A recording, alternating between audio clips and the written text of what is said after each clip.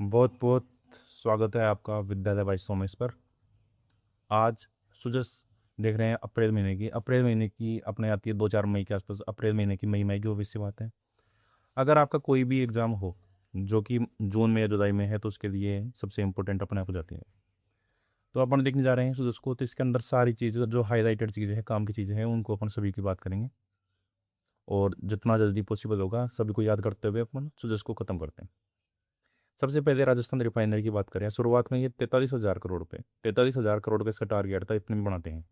लेकिन धीरे धीरे इसकी कीमत बढ़ती गई और अभी इसकी फाइनल जो कीमत है वो 79,459, 19,459 करोड़ इसकी वर्तमान में जो कीमत है। और इसको भी अप्रूव मिल गया कहाँ से? केंद्र सरकार की तरफ से।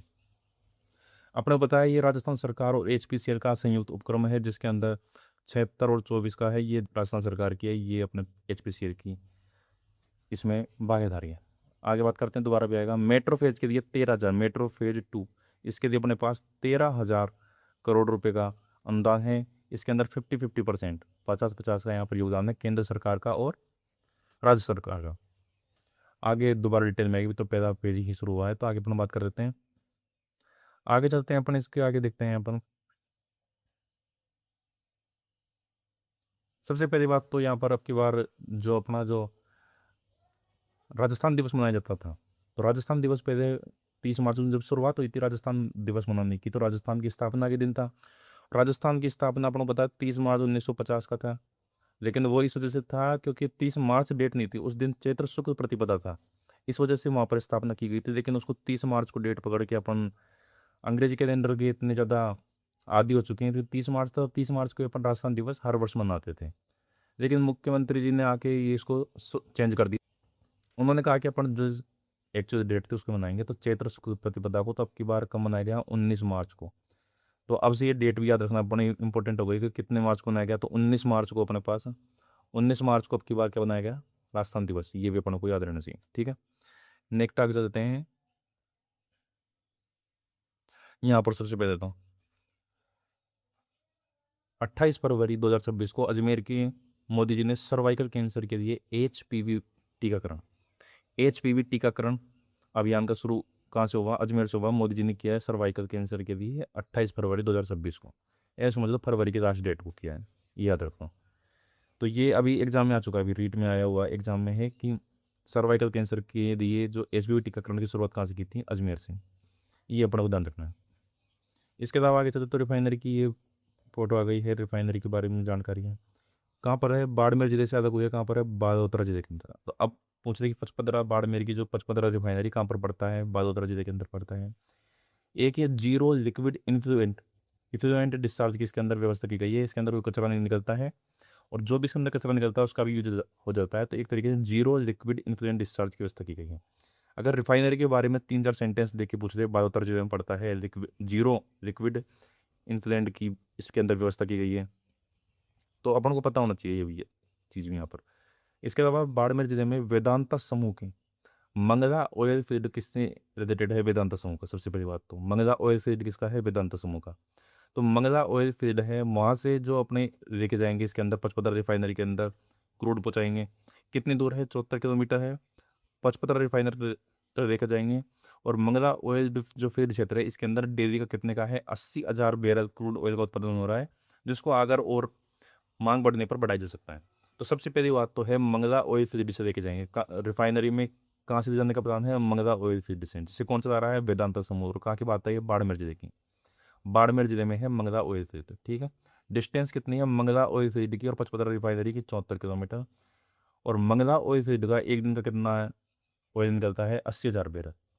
तो किसी भी तरीके से आप क्वेश्चन जरूर पूछ सकते हैं, क्योंकि अपने एनर्जी का भी अपने पास टॉपिक आता है और यहाँ पर भी है, तो दोनों में से किसी भी तरीके से अपन से पूछ सकते हैं। इसके अलावा मैंने बता दिया कि HPCL और राज्य सरकार का दोनों का उपक्रम है, जिसमें कितनी है? 76 और 24। ये याद नहीं भी रहे तो इस तरीके से याद रख देंगे 70 और 20। उसके बाद में अगर ऐसे याद, क्योंकि वो एग्जाम में इस तरीके से अपने को ऑप्शन देगा, एक तो दे देगा 76-24, एक दे देगा यहाँ पर दे देगा 74-26, इसी तरीके से मिलते जुलते देगा वो, तो ये कंफ्यूजन रहेगा। तो इस तरीके से याद रख देगा भाई, शुरुआत में तो बांट देंगे 70 और 20 के अंदर। उसके बाद में 6 और 4 बांटने हैं, तो इसको तो पहले ही ज़्यादा दे दिए, तो इसको अब दे देंगे कम, इसको बेचारे को पहले कम दिए तो अब देंगे ज़्यादा। तो इस तरीके से अपने पास 74 और 26 में इसको डिवाइड करेंगे, ठीक है। इसके अलावा इसके अंदर कितने हैं, 4,000 एकड़ से अधिक, 4,000 एकड़ से अधिक का इसके अंदर क्या है, क्षेत्र यूज किया गया है 4,000 एकड़ से। और 9 MMT, 9 मिलियन मीट्रिक टन वार्षिक क्षमता है इसकी रिफाइनरी की, ठीक है।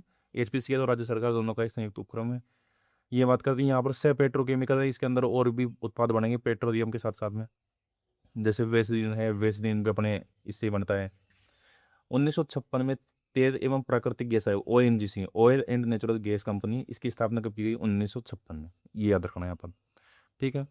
रागेश्वरी का ज्वालामुखी, तो यहाँ पर याद करने लायक बात तो कुछ है नहीं यहाँ पे। इसमें देख लेते हैं, बाड़मेर जिले में सारनू और मूंदवाड़ा में अवस्थित ज्वालामुखी फटने से सागर सूख गया। तो सबसे पहले पूछ रहे हैं कि सारनू और मूंदवाड़ा का संबंध किस जिले से है, बाड़मेर जिले से, ये याद रखना अपने मेन। तो इसमें पुराने जमाने की बात की गई, पहले राम भगवान ने भी बाण चलाया था, वो राजस्थान की तरफ था, इसलिए यहाँ पर रेगिस्तान बन गया। हालांकि यहाँ पर ये सबूत है भी, वास्तविकता में भी विज्ञान के अनुसार देखें तो पहले यहाँ पर समुद्र हुआ करता था, ये बात है, इसमें प्रूव है। तो इसीलिए बात की गई है। तो यहाँ पर भी ऐसे ज्वालामुखी थे, और वहाँ पर मेडागास्कर, मेडागास्कर अपने पता ही है अफ्रीका के पास में पड़ता है, वहाँ से अपने की इंडियन प्लेट अलग हो गया है, ये भी अपने को पता ही है। तो उसके बारे में बात की गई है। मेन बात है कि बाड़मेर जिले के सारनू और मूंदवाड़ा, सारनू और मूंदवाड़ा दोनों का कहाँ है, नू, सारनू, मूंद, इस तरीके से याद रख देंगे बना। तो इसमें तो लास्ट में नू है, इसमें मुँह है, बाड़मेर, ठीक है। बाड़मेर जिले के अंदर पड़ते हैं, ये अपन ध्यान रखना, किसी तरीके से याद रखना। गुड्डा मदानी विधानसभा क्षेत्र में इस ज्वालामुखी इलाके की पहचान रागेश्वरी नाम से की गई है। तो इसका नाम क्या है, रागेश्वरी। ज्वालामुखी संबंध किस जगह का है, अगर ये अपने को पता है, गैस की जो ऑयल फील्ड है उनका नाम भी है रागेश्वरी, और उधर से ऐश्वर्या, मंगला, ये सब तेल के कुओं के नाम है। तो रागेश्वरी का संबंध किससे है, ज्वालामुखी इलाके से। और रागेश्वरी किस विधानसभा में पड़ता है, गुड्डा मदानी में। गुड्डा मदानी खुद भी क्षेत्र है अपने पास, ये अपने पास यहाँ से कोयला भी निकलता है। तो अपने को सबसे पहले तो याद रखना है, सारनू और मूंदवाड़ा किस जिले में पड़ता है, बाड़मेर में पड़ता है। और रागेश्वरी का संबंध ज्वालामुखी से, ठीक है। इसके अलावा यहाँ पर रागेश्वरी गैस टर्मिनल की स्थापना की गई। रागेश्वरी गैस टर्मिनल ये किसका है, केआरएन इंडिया का, सुरजल इंडिया कंपनी है अपने पास अलग से, केआरएन इंडिया, ठीक है। इसके अलावा यहाँ पर किस किस के भंडार हो रहे हैं, मुल्तानी मिट्टी के और बेंटोनाइट के, बेंटोनाइट के, मुल्तानी मिट्टी और बेंटोनाइट के भी भंडार है, ठीक है। आगे बात करें यहाँ पर, तो भाई तेल की खुदाई कहाँ से हुई थी, सबसे पहले असम से शुरुआत की थी। 1889 में असम में सबसे पहले तेल की अपने जो खनन शुरू हुआ था, ये भी यहीं पर हुआ था। इसकी इंपॉर्टेंट बात है कि बेरी रियोवा लेक, ये हाथियों के पैरों पर तेल के निशान देखे, तो इन्होंने कंपनी से, ईस्ट इंडिया कंपनी से समझाइश कर तेल कंपनी खुदाई करवाई। तो मजदूरों को कहते हैं डिग, डिग यानी डिग को बोलते हैं खोदना, डिग बॉय डिग, ऐसे बोलते हैं। तो इसी से नाम पड़ गया अपने क्या, डिग बॉय। असम का जो डिग बॉय है वो इस तरीके से नाम पड़ा। और 1901 में एशिया की पहली रिफाइनरी, पूरे एशिया की, भारत ने एशिया की पहली रिफाइनरी 1901 में कहाँ पर खोदी गई, डिग बॉय के अंदर खोदी गई, वहाँ से इसकी शुरुआत हुई है। उसके अलावा बाड़मेर सांचौर बेसिन में 2004 में खनिज तेल में मंगला नाम, सबसे पहले जो तेल का खनन किस कुएं से होता है, मंगला से। कोई भी मंगल काम करते हैं शुरुआत में, तो मंगल काम कहाँ से किया है, शुरुआत करने को मंगल काम बोलते हैं, मंगल करना। तो मंगल काम शुरू कहाँ से किया, मंगला से। और कब, 2004 के अंदर, किसमें, बाड़मेर सांचौर बेसिन। मंगला बाड़मेर में पड़ता है, और बाड़मेर बाड़मेर सांचौर बेसिन में आएगा, सीधी सी बात है। तो ये अपने इस तरीके से याद रह जाएगा। इस तरीके से आगे अपन बात करें, यहाँ पर चलते हैं अपन आगे। तो गुजरात में जामनगर रिफाइनरी है, जो विश्व की सबसे बड़ी रिफाइनरी है। गुजरात में स्थित रिफाइनरी का नाम है जामनगर, जो कि विश्व की, पूरे भारत की ऐसे नहीं, विश्व की सबसे बड़ी रिफाइनरी है। 9 मिलियन मीट्रिक टन का प्रतिवर्ष का इसका टारगेट रहता है। रिफाइनरी सह पेट्रोकेमिकल कॉम्प्लेक्स है। ग्रीनफील्ड मतलब नई नई शुरुआत हुई किसी जगह पे, शुरुआत से जमीनी स्तर से काम होता है कि भाई पहले बने थे उसको सुधारा नहीं है, नया बनाया तो उसको बोलते हैं ग्रीनफील्ड रिफाइनरी। HPCL की 74% है, राजस्थान की 26% है, इसकी अपन बात कर चुके हैं। नेक्स्ट चलते हैं, इसकी अपन बात कर चुके हैं, कितना हो गया है, 19,459 करोड़ का। HPCL का कुल इक्विटी कितना हो गया, 19,600 करोड़, ये भी अपन को ध्यान रखना है। पहले कितना था, 8,962 करोड़ रुपए का इक्विटी, अतिरिक्त इक्विटी निवेश था किसका, HPCL का। अब कितना है, 19,600 करोड़ रुपए का, ये भी अपन को ध्यान रखना है। HPCL Rajasthan refinery limited Pachpadra का, इसके अंदर 26% से अधिक भाग पेट्रोकेमिकल उत्पादों को होगा, ये अपने याद रखना है। इसमें जो अलग से जो काम केमिकल निकलते हैं उनका उत्पादन कितना होगा, 26% से अधिक होगा। प्रतिवर्ष लगभग 1 मिलियन मीट्रिक टन पेट्रोल और 4 मिलियन मीट्रिक टन डीजल, ये अपन को ध्यान करना है। पेट्रोल तो कितना, 1 मिलियन मीट्रिक टन, और डीजल कितना, 4। डीजल देखो, डीजल से डी से शुरू होता है और डी ABCD के अंदर चौथे नंबर पर आता है, ABCD 4। तो डीजल कितना, 4 मिलियन मीट्रिक टन प्रतिवर्ष का टारगेट रहेगा। और पेट्रोल का, पी से एक से क्या बन जाएगा, पी, इस तरीके से याद रखेंगे। पेट्रोल का कितना है, एक। पेट्रोल कितना है, एक। तो पेट्रोल का तो एक है, और डीजल कितने पे आता है, 4 पर, तो 4 मिलियन मीट्रिक टन। इस तरीके से अपन याद रखेंगे। नेक्स्ट बात करें तो भारत के मेट्रो की शुरुआत किसने की, भाई भारत के मेट्रो मैन कहते हैं ई श्रीधरन को। मेट्रो मैन के नाम से क्या किसको जाना जाता है, ई श्रीधरन को। इन्होंने कोंकण, इधर महाराष्ट्र में पड़ता है, कोंकण और दिल्ली मेट्रो जैसी परियोजनाओं का सफल नेतृत्व किया। सबसे पहली जो मेट्रो हुई थी विश्व में, वो लंदन अंडरग्राउंड के रूप में 1863 में हुई थी, ठीक है। उसके बाद में भारत में सबसे पहली मेट्रो है कोलकाता में है। कोलकाता की हालत भी ममता बनर्जी आने के बाद में से कुछ ज़्यादा खराब हुई है। कोलकाता बाकी अपन जानते हैं, रविंद्रनाथ टैगोर कोलकाता से, पश्चिम बंगाल से, मतलब एक तरीके से रविंद्रनाथ टैगोर, विवेकानंद जी अपने वहाँ से, दयानंद सरस्वती का भी आगमन उधर से ही है। तो सब जो मुख्य मुख्य वह पहले कहते थे कि जो बंगाल आज सोचता है बाकी का भारत दूसरे दिन सोचता है, तो बंगाल भी होता गया था, लेकिन अब धीरे धीरे उसकी स्थिति खराब हो गई। अब देखो दोबारा से हो जाए तो सबसे पहली जो मेट्रो है कोलकाता मेट्रो, 2002 के अंदर दिल्ली मेट्रो हुई। और अगर अब देखो आपको अगर ये पसंद आ रहा हो तो याद करके ज़रूर सब्सक्राइब जरूर करें, और लाइक भी जरूर करके जाएं जितने लोगों, ताकि सब्सक्राइब करने से ये है कि अगर नई वीडियो डलेगी तो आपको रिमाइंडर आ जाएगा वहाँ पर, ताकि आप जुड़े रहें। लाइक करेंगे तो और लोगों तक भी वीडियो पहुँचेगी, ठीक है। ये अपन ने बात कर दी। फेज 2 की बात कर दी अपन ने। लगभग अभी का क्या है टारगेट, सरकार बताया कि भाई डेली 60,000 यात्री है। अब जाके वहाँ देखोगे तो लगेगा नहीं ऐसे, तो पर सरकार बोल रही तो मानने का है अपने को। जो दूसरा फेज है, ये कहाँ से कहाँ तक शुरू है, देखो ये पूरा टारगेट है इधर का, प्रहलादपुरा से शुरू हो रहा है और टोडी मोड़ तक। टोडी मोड़ है इधर पड़ेगा अपने विद्याधर नगर की तरफ, प्रहलादपुरा से टोडी मोड़ तक 31 41 तो किलोमीटर है डिस्टेंस, और स्टेशन कितने हैं, 36। काफ़ी लंबा बन रहा है अपन को, क्योंकि पहले बार अपन को याद होगा कोई 12-13 किलोमीटर का लगभग, तो उस हिसाब से समझो तो ये काफ़ी है। 41 किलोमीटर लंबा है, 36 स्टेशन इसमें बनेंगे, 13,000 का इसमें खर्चा बताया गया है। और बनाएगा कौन, इसको बनाएगा राजस्थान मेट्रो रेल निगम लिमिटेड। ये Rajasthan metro rail corporation limited, ये बनाना है इसको, ठीक है। और इसको बनाने में कौन कौन है, राजस्थान सरकार, केंद्र सरकार का 50-50% का दोनों का योगदान है, 50-50 याद रखना है। इंपॉर्टेंट रेशियो वैसे 50-50 का है, क्योंकि नॉर्मली होता है केंद्र सरकार राज्य सरकार का 60-40 का, लेकिन 50-50 का तो याद रखना इंपॉर्टेंट हो जाता है, ठीक है। ये अपन बात कर रही है यहाँ पर प्रहलाद से टोडी मोड़ तक होगा, 41 किलोमीटर होगा, 36 स्टेशन होंगे इतना। हरित ऊर्जा की बात करें यहाँ पर तो गोबर गैस की बात की गई है। काम की बात, इसके अंदर ज़्यादा मुख्यतः गैस कौन सी होती है, गोबर के अंदर मीथेन होती है, और दूसरे नंबर पर कौन सी होती है, कार्बन डाइऑक्साइड। और इसके अलावा गैसें और भाप भी इसके अंदर होती हैं। इंपॉर्टेंट बात यह है कि राजस्थान सरकार ने PPP मोड पर कंप्रेस्ड बायोगैस की स्थापना किस किस नगर निगम में करने की बात की है, जयपुर जोधपुर। जयपुर और जोधपुर दो ही बड़ी सिटी है राजस्थान में, जयपुर जोधपुर में बायोगैस प्लांट की स्थापना की जाएगी। इंपॉर्टेंट है, बिल्कुल याद रखना है। नेक्स्ट चले तो बायोगैस उत्पादन की प्रक्रिया में जो मुख्यतः 2 चरणों में संपन्न होती है बायोगैस। पूछ रहे बायोगैस कितने चरणों में होती है, 2 चरणों के अंदर। पहले चरण के अंदर तो अम्ल निर्माण, दूसरे के अंदर मीथेन निर्माण। पहले के अंदर सरल कार्बनिक अम्लों में टूट जाता है, जटिल कार्बनिक यौगिक होते हैं तो सरल कार्बनिक अम्लों में टूट जाता है। नहीं समझ में आ रहा तो छोड़ो, उसको कोई काम की बात नहीं है। 2 चरण होते हैं, याद रखना है। पहला अम्लवाड़ा होता है, अम्ल से फिर मीथेन बनाया जाता है, इस तरीके से होता है। इसके अलावा यहाँ पर बात करें तो यहाँ पर देखो ये प्लांट का है, उसी का एक फोटो लगाया गया है। और यहाँ पर बात करें तो ऑर्गेनिक बायो एग्रो गोबर धन योजना राजस्थान चल रही है, ताकि गोबर को धन की तरह यूज़ किया जा सके। इसकी अगर फुल फॉर्म अगर यहाँ पर पूछ रहे तो galvanising organic bio agro resources धन योजना है। गोबर और अन्य जैविक कचरे से उपयोग करके ऊर्जा जैविक जैविक खाद्य के उत्पादन को बढ़ावा दिया जाएगा, ठीक है। भारत में लगभग कितने हैं, 30 करोड़ से अधिक पशुधन उपलब्ध हैं।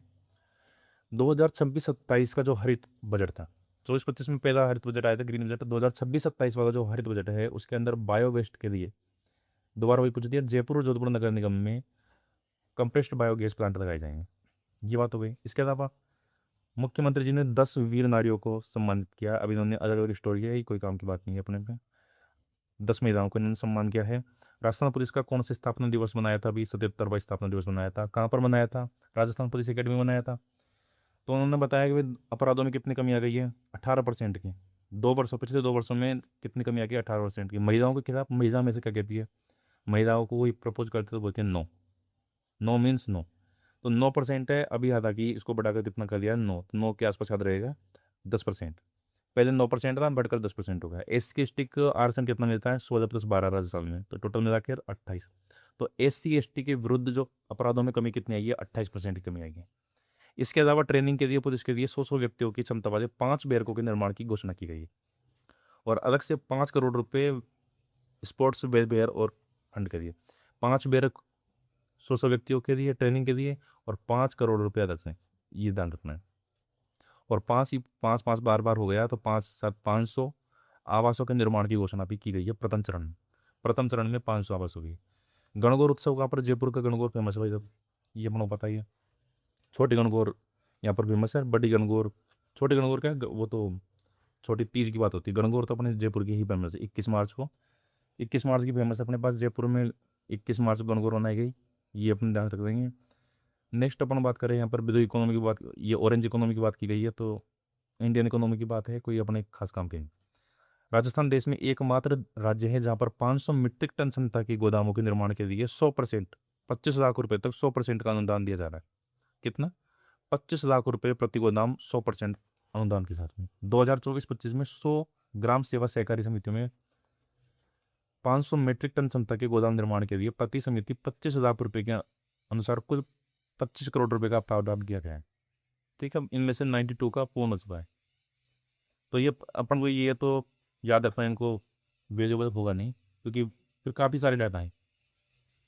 सबसे पहले तो अपन को ये याद रखना है कि इंपॉर्टेंट चीज़ तो ये देखो, 2047 तक देश में 30 लाख मीट्रिक टन भंडारण क्षमता का टारगेट है, ये अपन को ध्यान रखना है। ठीक है, सबसे पहले। और दूसरी बात याद रखनी है, देश का एकमात्र राज्य है जहाँ पर 500 मीट्रिक टन क्षमता के लिए 25 लाख रुपए दिए जाते हैं 100% अनुदान के साथ में। ये दो बातें अपन को यहाँ से ध्यान रखनी है। आगे चले तो अपन 2026-27 में 500 मीट्रिक टन के, 250 और 250 मीट्रिक टन के 50-50 गोदामों के निर्माण की घोषणा की गई है, घोषणा की गई है अभी। तो कितने, 50-50, 500 मीट्रिक टन के भी 50 और 250 के भी 50, ये अपन को लेटेस्ट है, तो ये अपन को ध्यान रखेंगे। इसके अलावा आगे चले अपन, यहाँ पे सोलर प्लेट लगी हुई है, उनकी फोटो लगाई हुई है यहाँ पर। तो राजस्थान डिस्कॉम को गोल्ड अवार्ड से सम्मानित किया गया। कहाँ पर, आज दिल्ली में आयोजित हुआ था इंडिया डिस्कॉम का प्रोग्राम होता है, इंडिया डिस्कॉम एसोसिएशन का। तो राजस्थान डिस्कॉम को कौन सा अवार्ड मिला है, गोल्ड अवार्ड मिला है। कंपोनेंट कुसुम योजना की में देश में कौन सा है, कंपोनेंट ए में प्रथम स्थान पर। और राजस्थान का द्वितीय स्थान किसके अंदर है, कंपोनेंट सी के अंदर। ये मैंने बताया था, कंपोनेंट ए फर्स्ट नंबर पर आता है, तो ए का तो फर्स्ट है ही, सी के अंदर सेकंड रैंक पर है, कभी थर्ड पे होता है, कभी सेकंड पे होता है, चेंज होता रहता है। तो कंपोनेंट ए के पूछने ज्यादा चांस है, क्योंकि इसमें हमेशा अपन फर्स्ट रैंक पर रहते हैं। 2027 तक किसानों को दिन में बिजली उपलब्ध कराने का टारगेट है। वर्तमान में 24 जिलों में दिन में बिजली उपलब्ध कराई जाती है, ये अपन कई बार बात कर चुके हैं। कंपोनेंट ए में सर्वाधिक 86 प्लांट अकेले बीकानेर जिले में स्थापित हुए जनवरी माह में, जो टारगेट बनाए गए तब की बात है। तो सबसे ज़्यादा कहाँ पर, अगर जनवरी महीने में पूछे तो कंपोनेंट ए में सबसे अधिक प्लांट कहाँ पर लगाए गए, बीकानेर जिले के अंदर। इसके बाद फिर जोधपुर के अंदर, और फिर झुंझुनू के अंदर। ये अपन को ध्यान रखना है थोड़ा सा। ठीक है, कंपोनेंट सी में फलोदी में, कम फलोदी में फर्स्ट नंबर है। कंपोनेंट सी के अंदर फर्स्ट रैंक इसकी है, फलोदी की, जोधपुर की। इसके अंदर भी जोधपुर की सेकंड रैंक है, कंपोनेंट ए के अंदर भी, और कंपोनेंट सी के अंदर भी सेकंड रैंक।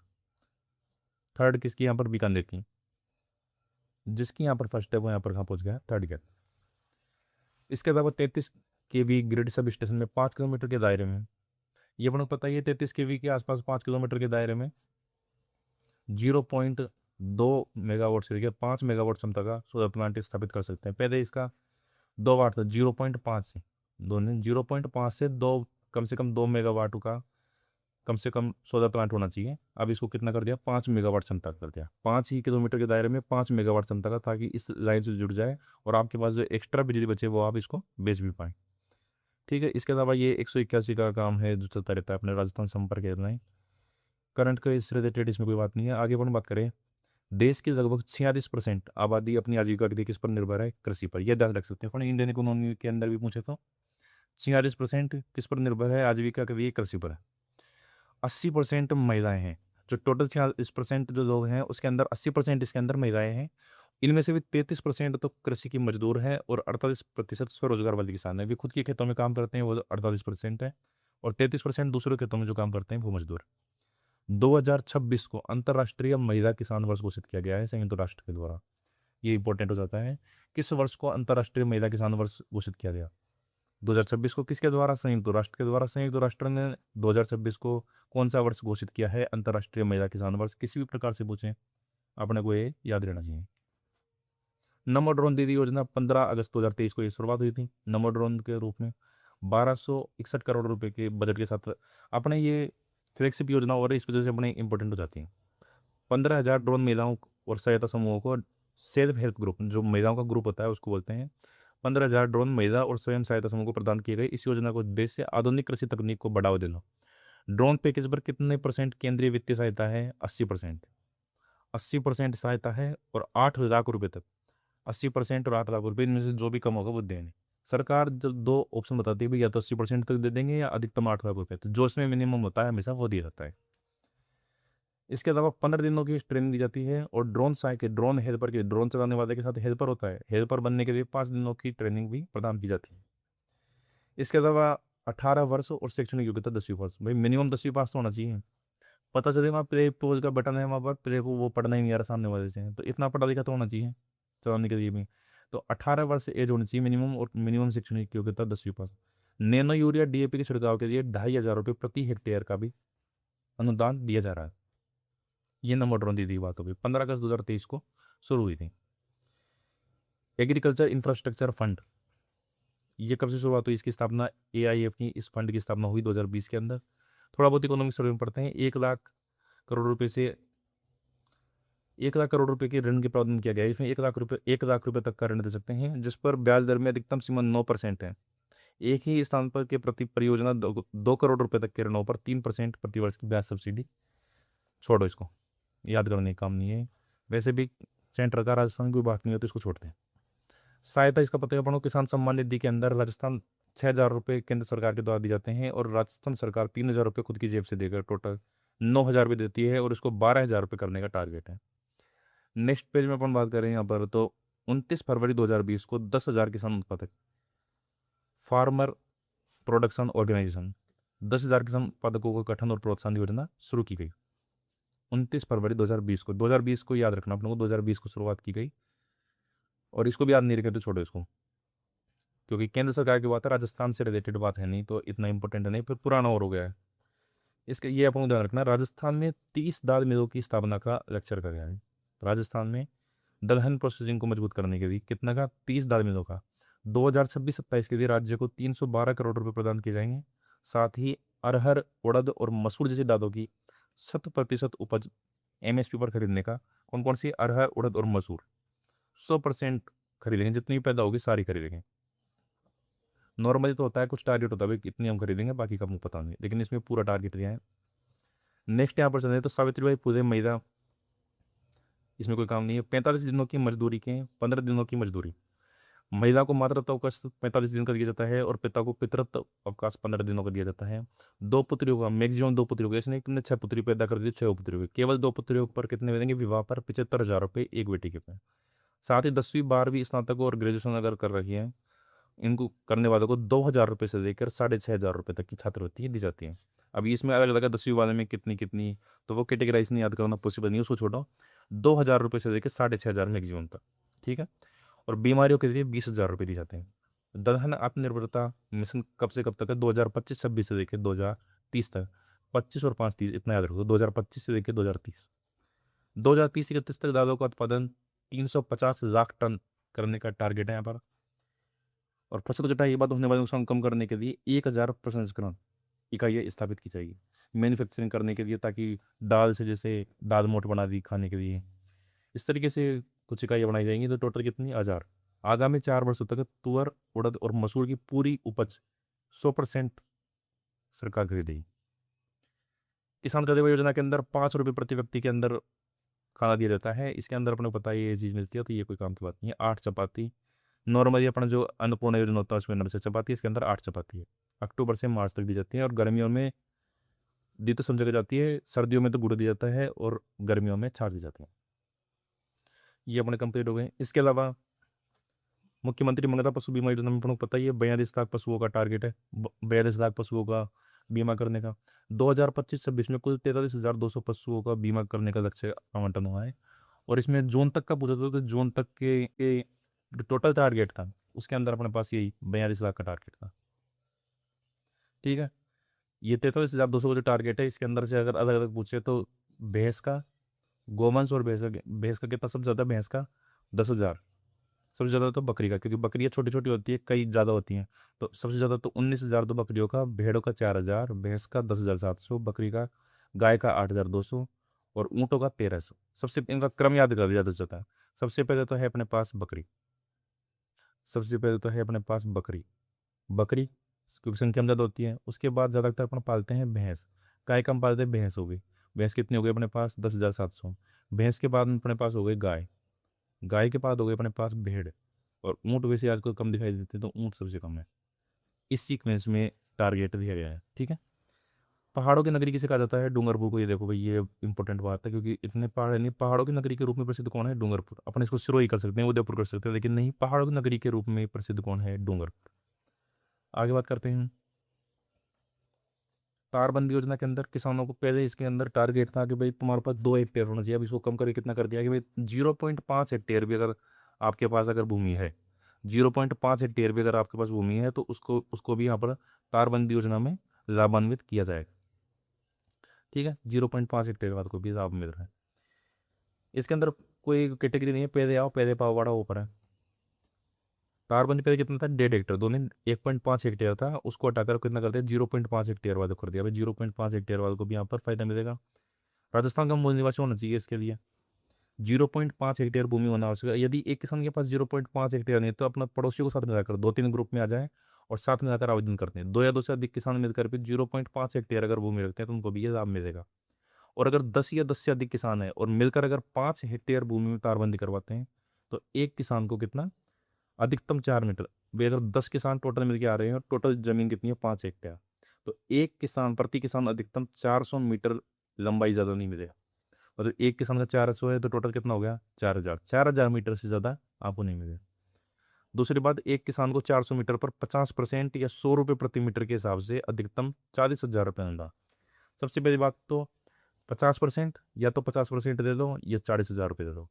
40,000 रुपये जब मिलेंगे जब आप पूरे के पूरे 400 मीटर लगवाओगे। अब किसी ने लगवाया 300 मीटर, तो 300 मीटर का 100 रुपये के हिसाब से कितना हो गया, 30,000 रुपये हो गया। तो उससे कहेंगे कि या तो तुम 30,000, अगर 30,000 रुपये तो अनुदान मिलेंगे मैक्सिमम। अगर आपके लगे हैं 70,000 रुपये, तो 70,000 रुपये पूछेंगे भाई, या 70,000 में 50% मिलेंगे, या तो 70 के 50% तो कितने हो गए, 35,000। और अगर 100 रुपये के हिसाब से अगर बात करें तो 100 रुपये के हिसाब से कितने हो गए, 30,000। तो दोनों में मिनिमम कौन है, 30,000, तो 30,000 रुपये मिलेंगे। तो पहले तो आपको देना पड़ेगा भाई 400 मीटर तो मैक्सिमम है। अगर आप 500 लगवाओ, 600 लगवाओ, तो अपने को तो एक किसान के हिसाब से 400 मीटर का अनुदान मिलेगा। फिर जितने का आपने लगवाया है उसमें से 50% और 100 रुपये के हिसाब से लगाएंगे तो वो दोनों में से जो मिनिमम होगा वो मिलेगा। लघु और सीमांत किसानों को वही 400 मीटर लंबाई पर इकाई लागत का 60% या 120 रुपये। यहाँ पर कितना था, 50%, 50% को बढ़ाकर लघु सीमांत के लिए 60% कर दिया। यहाँ 100 रुपये प्रति मीटर के हिसाब से मिल रहा था, यहाँ 120 रुपये प्रति मीटर कर दें।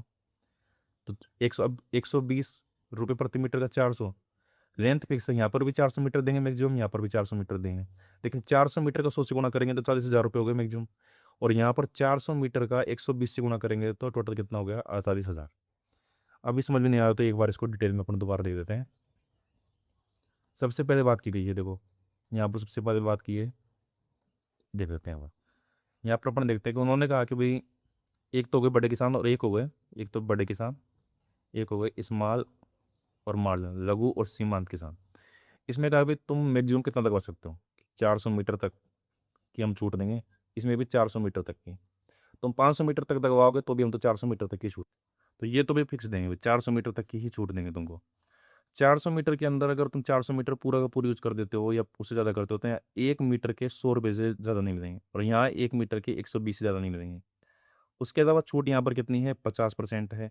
यहाँ पर छूट कितनी है, 60% है। कि भाई जैसे अगर तुमने 50,000 का यूज किया टोटल, तो 50,000 का 50% कितना हुआ है, 50,000, 25,000, यहाँ पर उसके मिलेंगे 60%।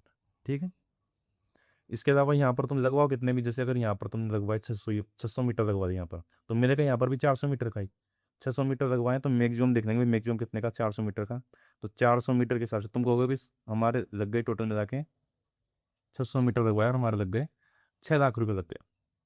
तो वो कहेंगे इसका कोई मतलब नहीं है, तुमने कितने मीटर लगवाया, 600 मीटर। अच्छा, तो मैक्सिमम कितने दे रहे हैं, 400 मीटर पे। तो 400 मीटर गुना कर देंगे हमारे 100, 40,000। और टोटल खर्चा हुआ 6 लाख का, 6 लाख में 2 का पावर देने का 50%, तो ये कितना हुआ, 3 लाख। 3 लाख और 40,000 में से मिनिमम क्या है, 40,000, तो ये मिलेंगे तुमको। तो इस तरीके से, ठीक है। आगे चलते हैं, इसका पूरा काम हो गया है।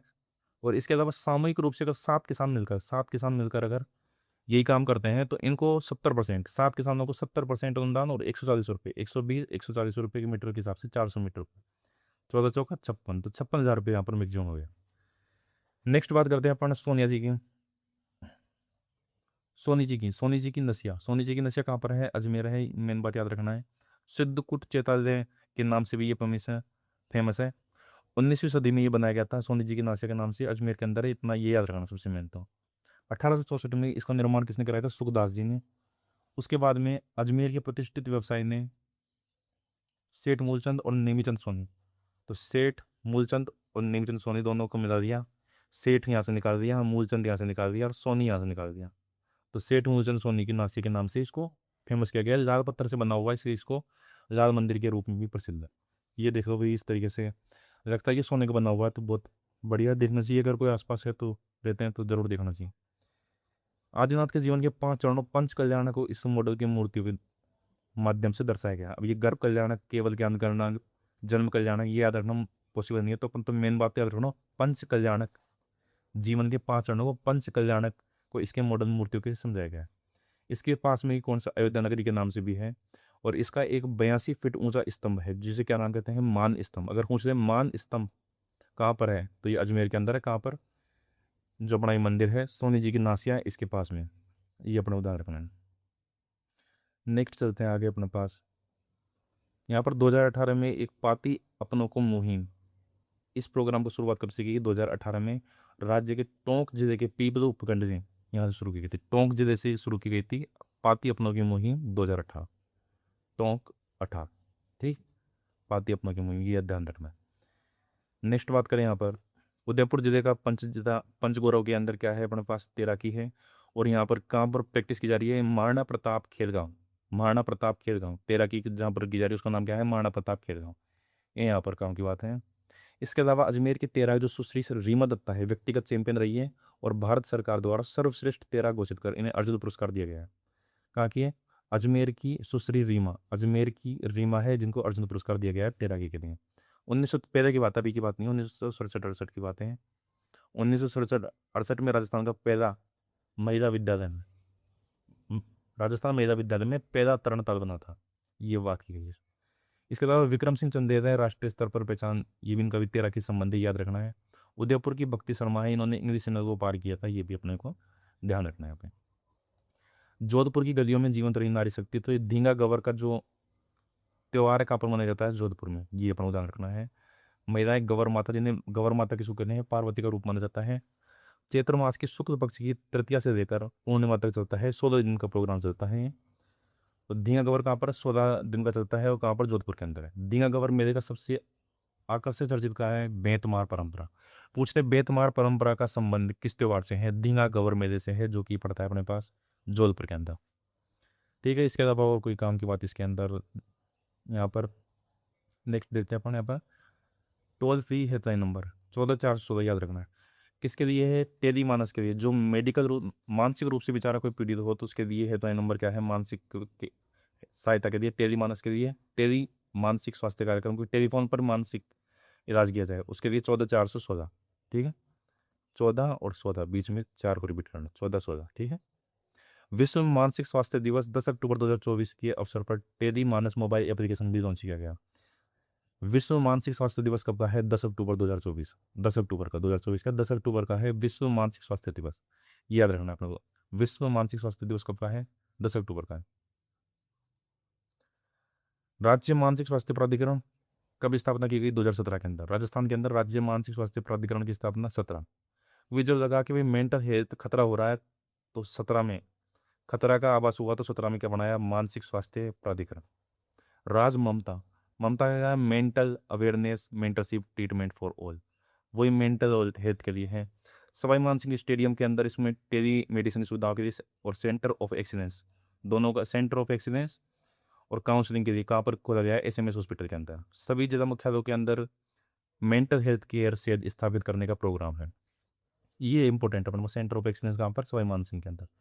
उच्च माध्यमिक हायर सेकेंडरी 12वीं तक के जो स्कूल होते हैं वहाँ पर कम से कम 1 महीने कम से कम काउंसलिंग का सत्र आयोजित किया जाएगा।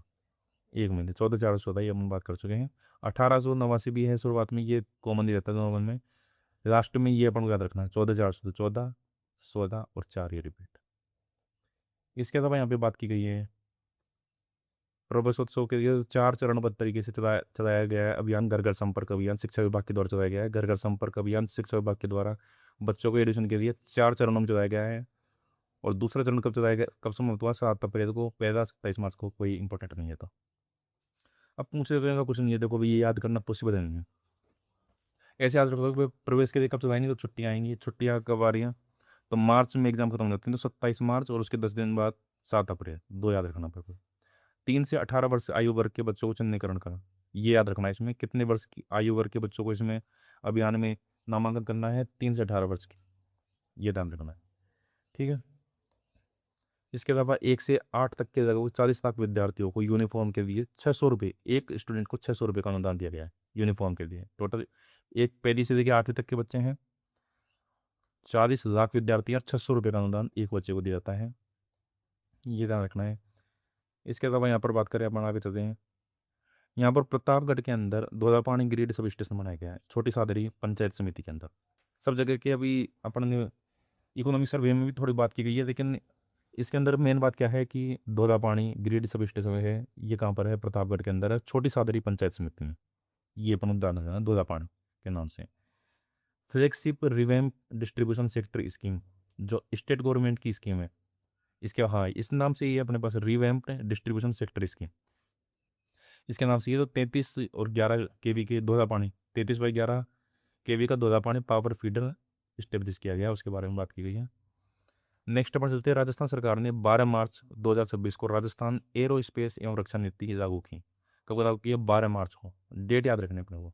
12 जनवरी कौन सी की गई थी, युवा दिवस होता है 12 जनवरी को, तो इस दिन राजस्थान युवा नीति जारी की गई थी। और 12 मार्च को कौन सी, एरो स्पेस, याद रखनी। 12 जनवरी को तो कौन सी, युवा नीति, 12 मार्च को कौन सी, एरो स्पेस थी, ये याद रखनी है। ठीक है। नेक्स्ट चलते हैं अपन, यहाँ पर इसके अंदर क्या क्या क्या बताया गया है। न्यूनतम अगर निवेश करता है 50 करोड़ रुपए तक का, अगर या फिर कोई एमएसएमई है, वो 25 करोड़ तक का। एमएसएमई भी छोटा मोटा होता है, तो उसके लिए 25 करोड़ की लिमिट रखी गई है, तो उसी को छूट दी जाएगी जो 50 करोड़ करता है न्यूनतम। और अगर एमएसएमई है तो 25 करोड़ का जो न्यूनतम करता है। 25 से 50 करोड़ रुपए के निवेश को लार्ज श्रेणी में माना जाएगा। ठीक है। और इनको छूट क्या दी जाएगी, अगर मिनिमम 25 करोड़ रुपए के पात्र स्थायी पूंजी निवेश आवश्यकता प्राप्त करने के लिए, निवेश सब्सिडी, पूंजी सब्सिडी, टर्नओवर आधारित प्रोत्साहन, इनमें से कोई 3 विकल्प दिए जाएंगे, कोई सा भी एक चूज कर दो तुम। उद्योगों को 3 प्रमुख विकल्प दिए गए हैं कि या तो तुम निवेश में सब्सिडी दे दो, निवेश करने में उसमें टैक्स वैक्स की, या पूंजी में सब्सिडी दे दो, या टर्नओवर आधारित, टर्नओवर इतना का है उस आधार पर दे दो। नोडल विभाग कौन सा है इसका, उद्योग एवं वाणिज्य विभाग। एजेंसी कौन सी है इसकी, रीको है। और आवेदन कहाँ पर कर सकते हैं, राज्य निवेश पर। निवेश हेतु समितियां, 25 करोड़ रुपए से अधिक का निवेश, 25 करोड़ रुपए से अधिक के निवेश करेंगे उनके लिए तो राज्य स्तरीय स्वीकृति कौन देगा, उद्योग विभाग।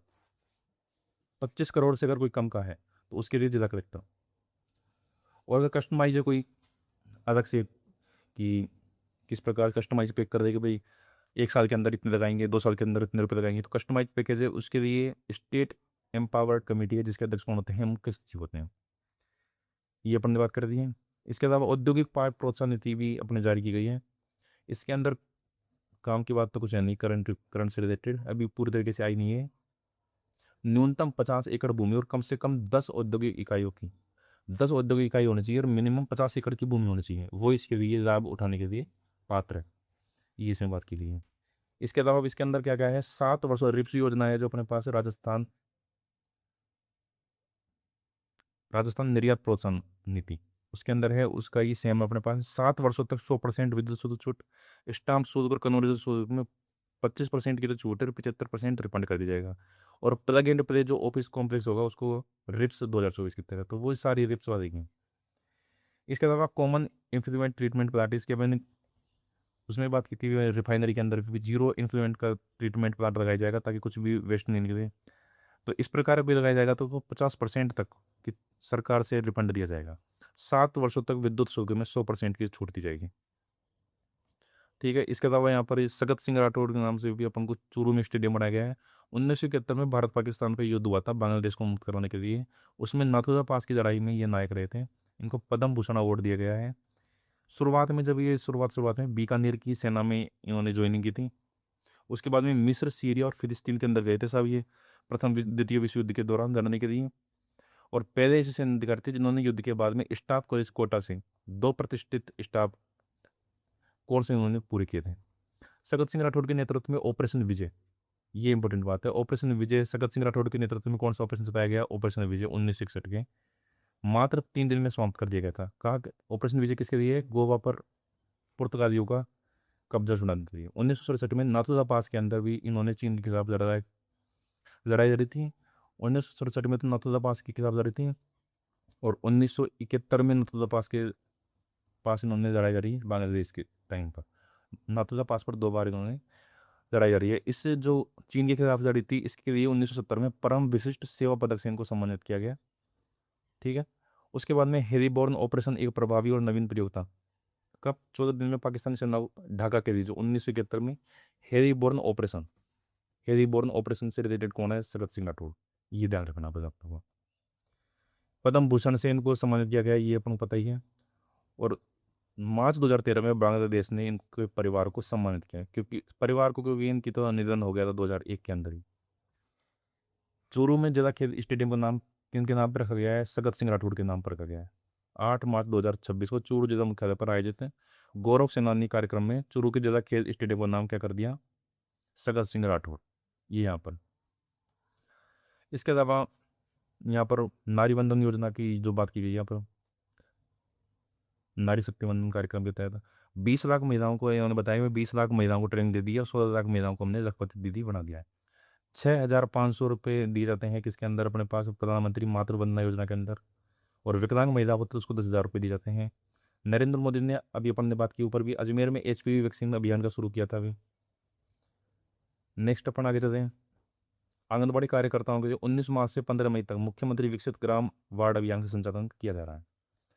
तो अगर आपको देखो ये कार्यक्रम पसंद आ रहा हो तो अभी अगर आपने अब तक चैनल को सब्सक्राइब नहीं किया तो सब्सक्राइब कर दे सभी दोस्त, और लाइक भी ज़रूर कर दें अभी तक अगर आप नहीं किया है इस वक्त तक। तो आगे बात करें तो मुख्यमंत्री आंगनबाड़ी कार्यकर्ताओं के लिए बताया कि 10% की वृद्धि कर दी है मानदेय में, तनख्वाह के अंदर 10% की वृद्धि कर दी है आंगनबाड़ी कार्यकर्ताओं के लिए, और जो 1 अप्रैल 2026 से प्रभावी होगी। 3 से 6 वर्ष के आयु के बच्चों के लिए सप्ताह में 5 दिन दूध दिया जाता है। किस योजना के तहत? अमृत आहार योजना के तहत। और महिला पर्यवेक्षकों को स्मार्टफोन दिए गए हैं। ये काम की बात नहीं है। कार्यकर्ताओं की आंखों की निःसुविधा, ये भी काम नहीं, ये याद रखना है। अमृत आहार योजना के तहत 3 से 6 वर्ष के बच्चे हैं और 5 दिन दिया जाता है। और आंगनबाड़ी कार्यकर्ताओं की तनख्वाह में 10% की वृद्धि कर दी है। लखपति दीदी योजना के तहत 1 लाख से बढ़ाकर लोन कितना कर दिया है? 1.5 लाख रुपये कर दिया है। ये भी अपन सुजस के क्वेश्चन थे उसमें भी पढ़े थे पढ़ने। 16 लाख से अधिक लखपति दीदी बनाई गई है और 20 लाख को इन्होंने क्या दे दिया है? ट्रेनिंग देती है। ठीक है। 19 मार्च से 15 मई तक मुख्यमंत्री विकसित ग्राम वार्ड अभियान का संचालन किया जा रहा है, ये ध्यान रखना। नेक्स्ट चलिए, अम्बेडकर जी की 135वीं जयंती थी। जामरोली का जो स्वयं सिद्धा परिसर है वहाँ पर लाइब्रेरी का वर्चुअल उद्घाटन किया गया। 200 अम्बेडकर ई लाइब्रेरी स्थापित की गई है नगरीय क्षेत्रों में। 200 अम्बेडकर ई लाइब्रेरी, कितनी लाइब्रेरी की? 200, याद रखना है। जयपुर में अम्बेडकर आवासीय कोचिंग केंद्र की स्थापना की जाएगी। इसके अलावा 28% ही मैंने बताया था कि 16% और 12% ये SC और ST का रिजर्वेशन है, दोनों को जोड़ के 28%। SC और ST के खिलाफ जो अत्याचार हैं, जो अपराध है, उनमें कमी कितनी गई है? 28% की। PM जनमन योजना के अंदर राजस्थान का फर्स्ट रैंक है, ये भी अपने यहाँ पर ध्यान रखना है। इसके अलावा परियोजना जो राम जल सेतु योजना है उसके अंदर 17 जिलों को फायदा मिलेगा, एक तो याद रखना है। और चंबल एक्वाडक्ट जो है, ये कहाँ पर? एक्वाडक्ट इस तरीके से पानी को ऊपर उठाने के लिए लगाया जाता है, वो कहाँ पर लगाया जा रहा है? कोटा और बूंदी के बीच में चंबल नदी पर लगाया जा रहा। चंबल एक्वाडक्ट कहाँ पर लगाया जा रहा है? चंबल नदी पर, कोटा के पीपलदा गांव और बूंदी के गुहाटा गांव, इन दोनों के बीच में। लंबाई कितनी है इसकी? 2220 मीटर, एक तरीके से 2 किलोमीटर। कोटा और बूंदी दो जिलों के बीच में है और 2 किलोमीटर है। ठीक है, कोटा का तो पीपलदा है और बूंदी का क्या है? गुहाटा गांव। 17 जिलों में पेयजल और सिंचाई के लिए पर्याप्त जल उपलब्ध कराया जाएगा और प्रदेश की लगभग 40% आबादी इससे लाभान्वित होगी। ये अपन को नया फैक्ट है, ये ध्यान रखना है कि प्रदेश की कितनी परसेंट आबादी इससे लाभान्वित होगी? 40%। 17 जिले तो अपन को याद रहते हैं। करौली जिले में टोडा भीम के नागल शेरपुर गांव में 8 अप्रैल को किसान सम्मेलन आयोजित किया गया। तो किसान सम्मेलन का आयोजन कहाँ पर किया गया है? करौली जिले के टोडा भीम में और नागल शेरपुर गांव, ये भी याद रखना था। क्योंकि मुख्यमंत्री खुद पहुंच गए वहां पर, तो इंपॉर्टेंट अपने आप हो जाता है। पशुओं के इलाज के लिए 17 लाख से अधिक पशुओं का निःशुल्क बीमा किया जा चुका है।